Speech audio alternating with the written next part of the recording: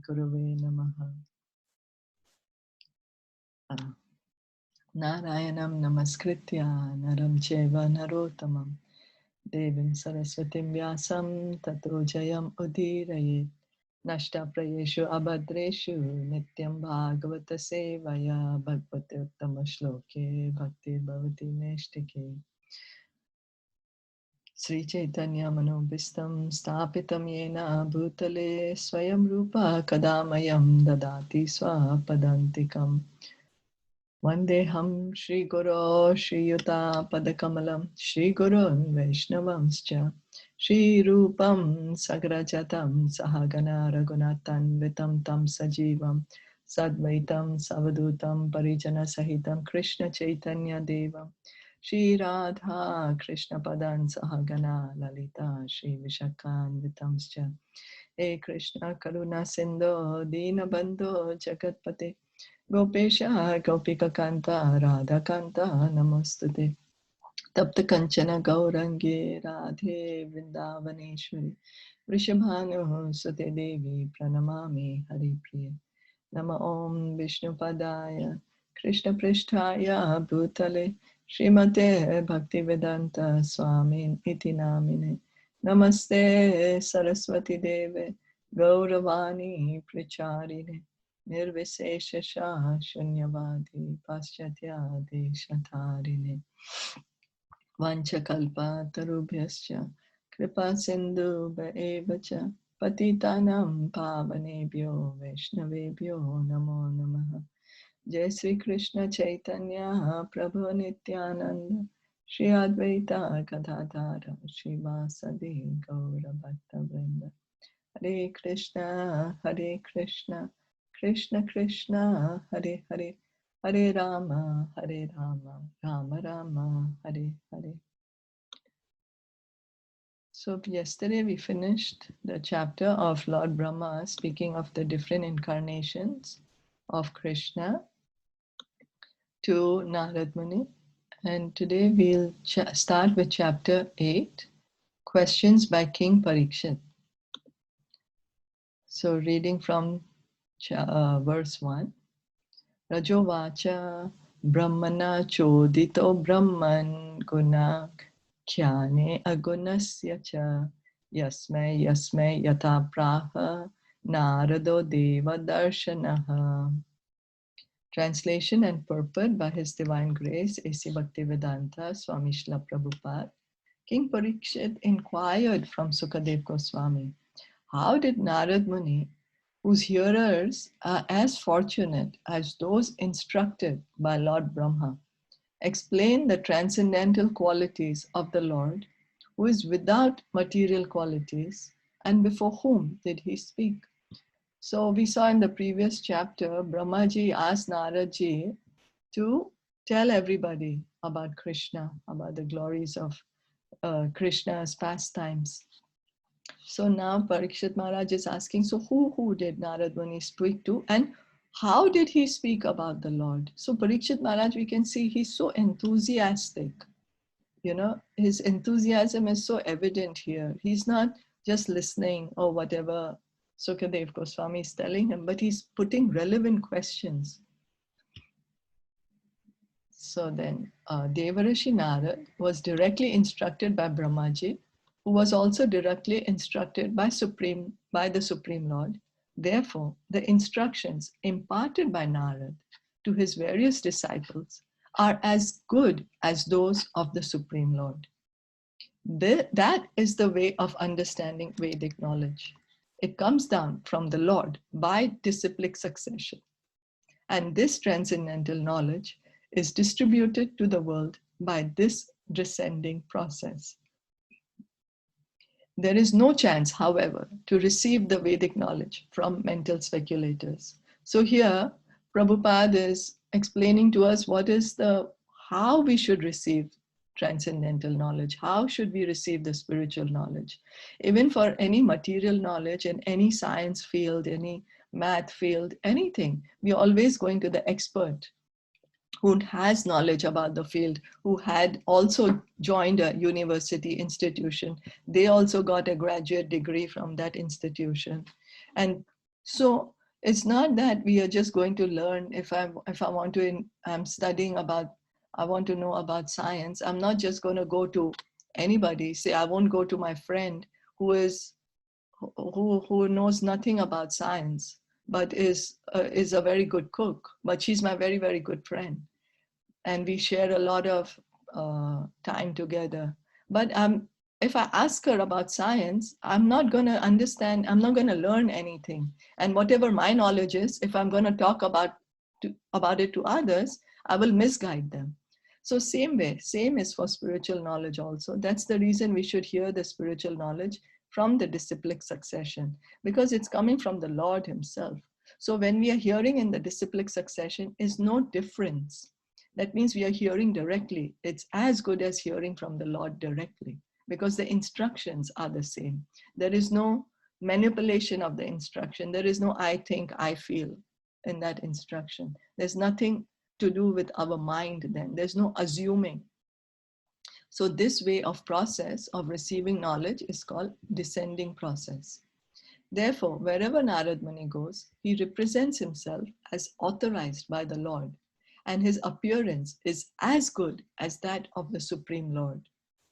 So how come his appearance is as good as the Supreme Lord? It's because he's speaking what the Lord told him to speak. That's the reason. So he is authorized representative. Similarly, the disciplic succession, which strictly follows the transcendental instruction, is the bona fide chain of disciplic succession. And the test for such bona fide spiritual masters is that there should be no difference between the instruction of the Lord originally imparted to his devotee and that which is imparted by the authority in the line of disciplic succession.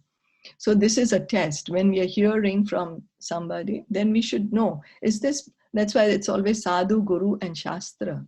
There's always this three tests, and they should always match with what Krishna is saying. If somebody is saying something which Lord Krishna didn't say, means there's a discrepancy. We have to be careful.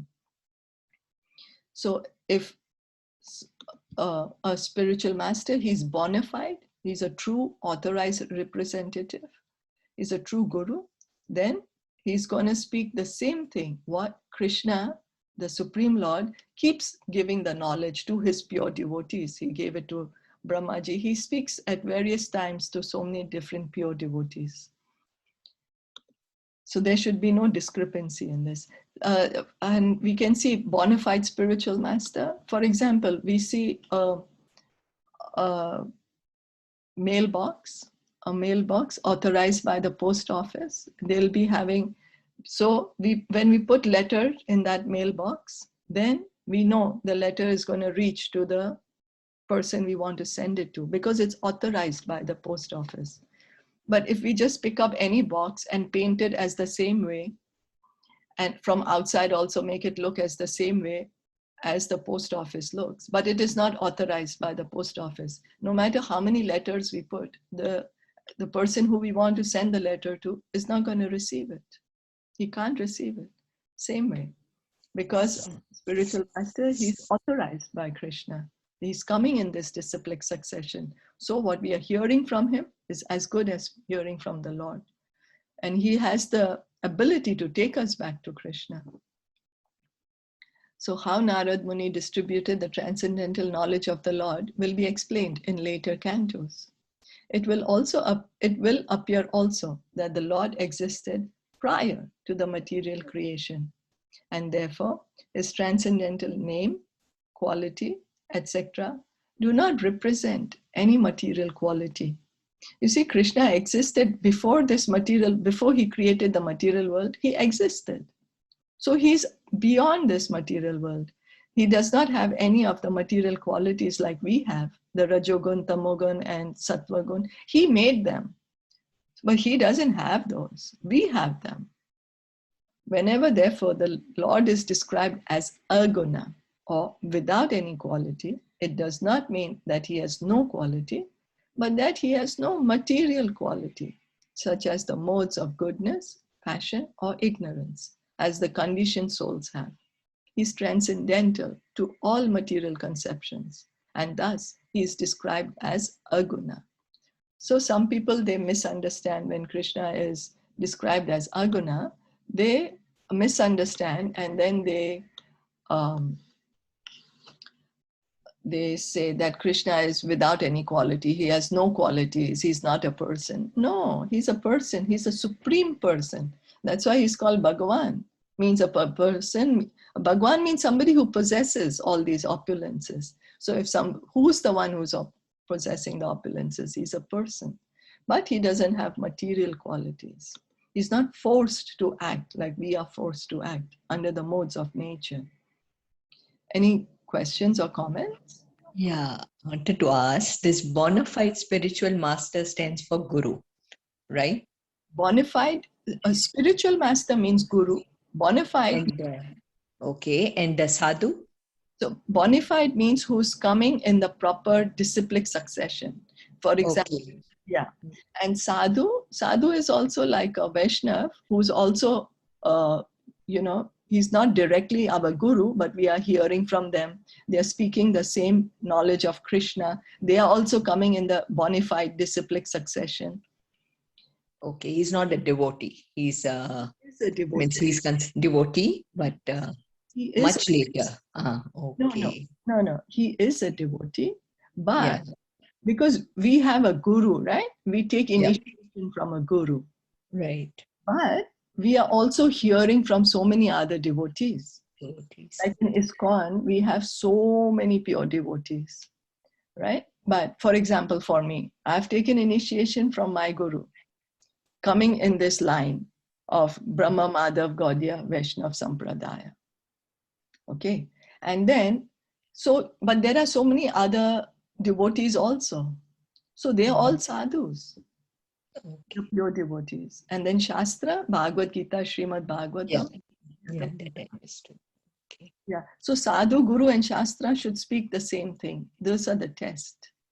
If there is any discrepancy, means, because sadhu and guru should speak from Shastra.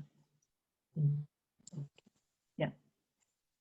It's like when we are going to a university, then the university teaches us from the textbook, which is authorized by the board. It's recognized by the board. They don't just print out any textbook and teach us from there. It's not authorized. It's not recognized then by the Board of Education.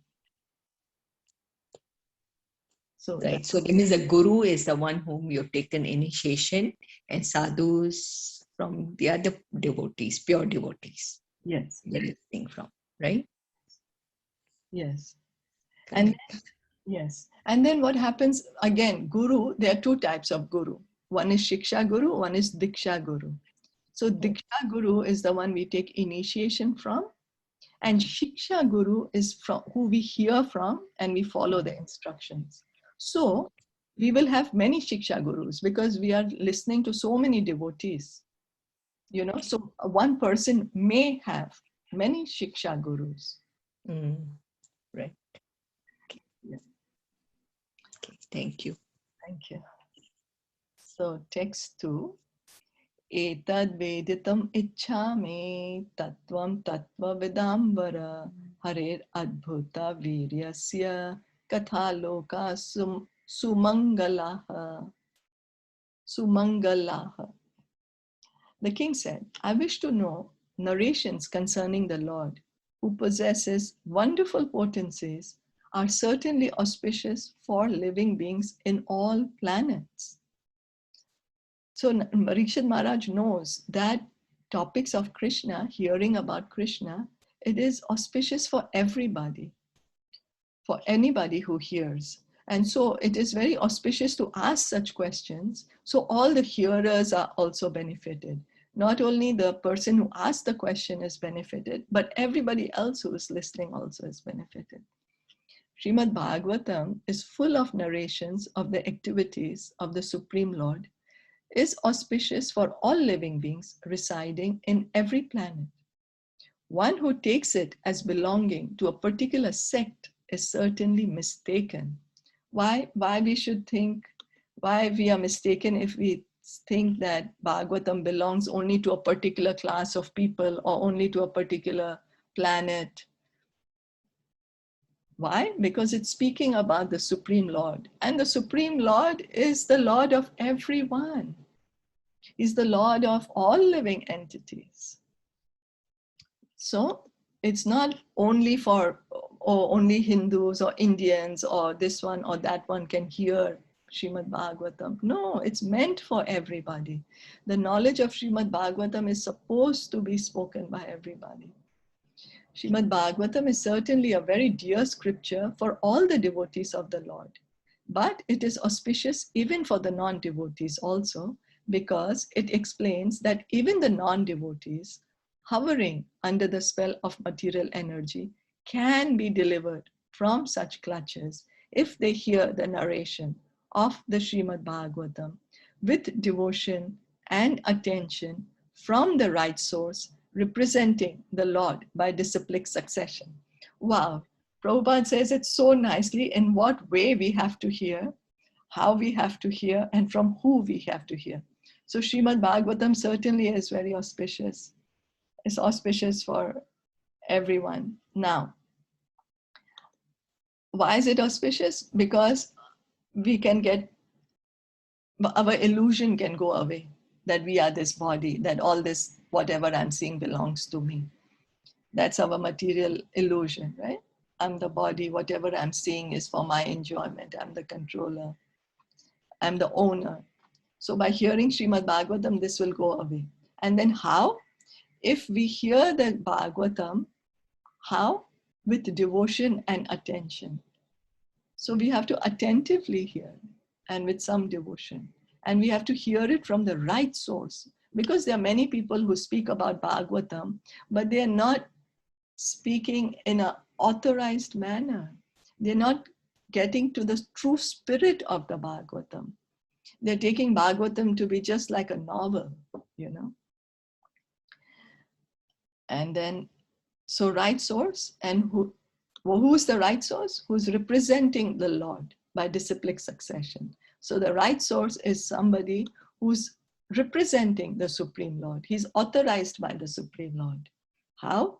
Because there is a chain of disciplic succession. Guru's guru, guru's guru, guru's guru, and that should reach up to the Supreme Lord. And there should be evidence that, yes, this one was my guru, this one took initiation from him, like that, you know. There should be evidence of it. So because spiritual matter, we are always being so careful when we want to buy something. Just to buy anything, a watch or a handbag or a dress, something, we do so much research. We go to so many different websites. We look, this one, no, this good, what is that? So spiritual knowledge, we should check properly where we are hearing from.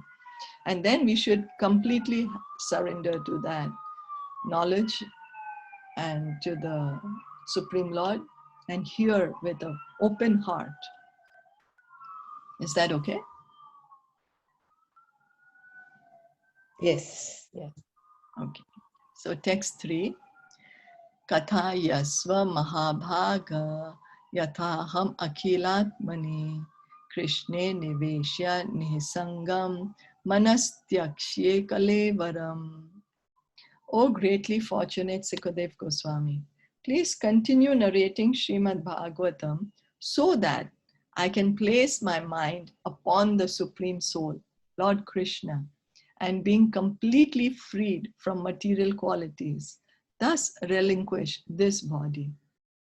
So that's what Parikshit Maharaj wants to do. He wants to continue to hear Srimad Bhagavatam so he can fix his mind on the Supreme Lord Krishna. And then what will happen with this way? He's saying that all my material desires will all go away. It will go away, and let me give up my body in this way, just fixing my mind on Krishna. This is the perfection for everybody. That's the reason Bhagavatam is relevant for each and every one.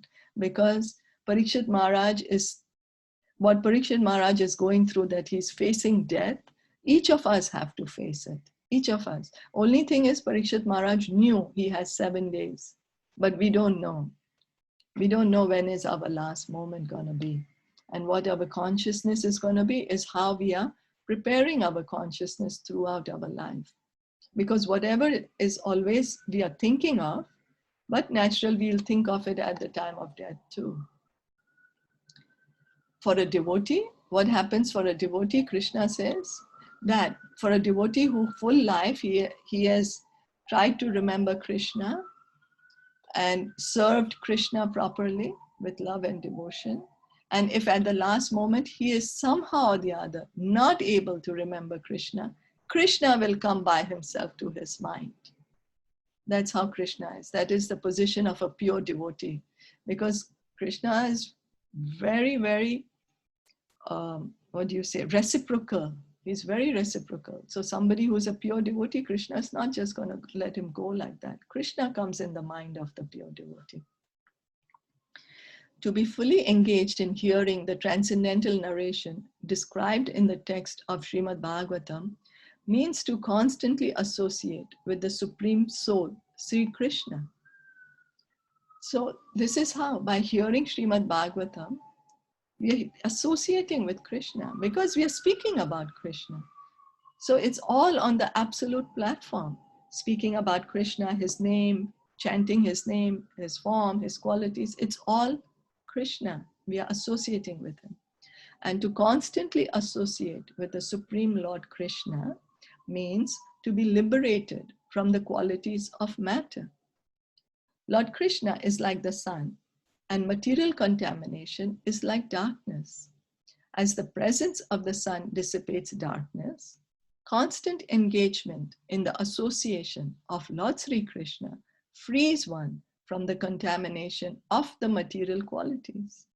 So when the sun comes up, automatically it's daylight. It's no more dark. We can't say, oh, the sun is up, but yet it's dark. No, if the sun is up, there is light. So same way, when we associate with Krishna, what happens as a result of that? All these material desires, our material qualities, they go away. Contamination by the material qualities is the cause of repeated birth and death, and liberation from material qualities is transcendence. So, because what happens is we always take on the nature of the person we associate with. We have a personal experience, right? All of us. The people, whoever we are associating with, then those people will get encouraged to do those things. You know, if we are like enthusiastic walkers, we like to run marathon, and we join a group, then each of us will enthusiastically encourage each other. Let's go for the marathon. And all the time we'll be focused on that, preparing our body, eating that way, exercising, all that stuff. And then if we are associating with people who like to, for example, smoke, then they will encourage us to smoke. We will feel like smoking more and more. Or drinking. If we are associating with people who like to drink alcohol, they'll encourage us. So usually what happens is, if we are associating constantly too much with them, we will take on their quality all the time if we are associating with them. So same way, if all the time we associate with Krishna, what happens? We will take on transcendental qualities, because Krishna is totally transcendental. He does not have any material qualities. So even we will develop our transcendental qualities. Our material qualities will be washed away. What we have collected over all these births, that will go away. And these are the qualities actually which are keeping here continuously in this world, in this material world, forcing us to take birth again and die. And what are these qualities? They are all this lust, greed, anger, false ego, pride, illusion. That's what, if we analyze what our thoughts are, why am I thinking like this? Why am I feeling like this? What is the deep down, what is the root emotion of it? You know, we'll find that it's all these qualities. Maharaj Parikshit was now a realized soul by this secret of liberation through the grace of Sukadev Goswami. For the latter had informed the king that the highest perfection of life is to be in remembrance of Narayan at the end of life. So Parikshit Maharaj he has realized it now. He's not only theoretically knows this, but he has realized it. He's on that position, on the realized platform of the soul. He's no more thinking, I'm the body. Maharaj Parikshit was destined to give up his body at the end of 7 days. And thus he decided to continue remembering the Lord by his association with the topics of Srimad Bhagavatam, and thus to quit his body in full consciousness in the presence of the Lord Sri Krishna, the Supreme Soul. So this is the perfection that Maharaj Parikshit wants to achieve. And we should also endeavor to follow in the footsteps of Maharaj Parikshit. The hearing of Srimad Bhagavatam performed by professional men is different from the transcendental hearing of Maharaj Parikshit. Maharaj Parikshit was a soul realized in the absolute truth, Sri Krishna, the personality of Godhead. The fruitive materialist is not a realized soul. He wants to derive some material benefit from his so-called hearing of Srimad Bhagavatam. Undoubtedly, such an audience hearing Srimad Bhagavatam from the professional men can derive some material benefit as they desire, but that does not mean that such a pretense of hearing Srimad Bhagavatam for a week is as good as the hearing of Maharaj Parikshit. So Prabhupada is here trying to make a distinction. What is the difference between hearing from the devotees and hearing from professional speakers? There are many professional speakers who speak on Bhagavatam, the whole Bhagavad Saptaha. But when we are hearing from those people, our material desires are not going to go away, even though we are hearing Srimad Bhagavatam. Because the way they are speaking it, is not the true spirit of a devotee. But when we hear from the devotees, how Maharaj Parikshit is hearing, we will realize Sri Krishna, and we will also be situated on the absolute platform. It is the duty of the saint to hear Srimad Bhagavatam from a self-realized soul and not be duped by professional men. So here Prabhupada is saying it's the duty of the saint, that we should do this research. Who am I hearing from? Is this person, what is he saying? And we should check, is it what he's saying? Is this what Bhagavatam and Bhagavad Gita says? Is this what the sadhus, all the sadhus should say? Sadhus are Prahlad Maharaj, Dhruva Maharaj. We just spoke about sadhus who are right now, but all the sadhus, Narad Muni. What did Narad Muni say? That's a test. He's a sadhu. He's a pure devotee. What did Prahlad Maharaj say? What did Dhruva Maharaj say? And then there are so many devotees. They are all sadhus, these pure devotees we are hearing in Bhagavatam. So that is the test, and it's our duty. One should continue such hearing till the end of one's life, so that one can actually have the transcendental association of the Lord and thus be liberated simply by hearing Srimad Bhagavatam. So Bhagavatam should be heard regularly. Maharaj Parikshit had already given up all his connections with his kingdom and family, the most attractive features of materialism, but still he was conscious of his material body. He wanted to be free of such bondage also by the constant association of the Lord. So Maharaj Parikshit, he had become detached from, imagine kingdom, if you're a king, how difficult it is to give up, I'm ruling so much. We have tiny little possessions and we are so attached to those possessions. Imagine being the kingdom of the whole planet, being the king of the whole planet and giving it up. And connection to the family is so difficult. We are so attached to our family. So Parikshit Maharaj gave it, but he felt that I'm still conscious of this body, and I want to continue hearing Bhagavatam so that I can cut my attachment to this body also. So yeah, sadhus are the pure devotees. We can hear from the scriptures. That's the test. Sadhu, Guru, and Shastra. So we just said sadhu like Prahlad Maharaj, Dhruva Maharaj, Narad Muni, Brahmaji, Lord Shiva, all the 12 Mahajans, they are sadhus. We should see what are their teachings. Sukadev Goswami, Bali Maharaj, how are they living? What are they teaching? And then we should analyze, what am I hearing? Is it the same what the sadhus are saying, or is there something different? Let me try to find out. So, is that okay? Yes, yeah, now I understood. Right. Okay. Thank you. Thank you. You can stop here then. Yeah. Srimad Bhagavatam ki jai, Srila Prabhupada ki jai, Gaura Bhakta Vrinda ki jai. Hari Hari Bol. Hare Krishna. Thank you for joining and have a great day. Happy Guru Purnima. Oh yes, today is Guru Purnima. That's what it's our respect. And today also Chaturma starting, is it? Chaturma started from the Ekadashi. But they say that the Hare Krishna, they believe that it starts from today. In the calendar, it is shown today. Oh, I'm not sure, but today is a very, very important day. Yeah. It is a disappearance day of Sanatan Goswami. Sanatan Goswami is one of the 6 Goswamis of Vrindavan, who was deputed by Lord Caitanya to stay in Vrindavan and to develop all the temples and discover all the sites of pastimes of Krishna.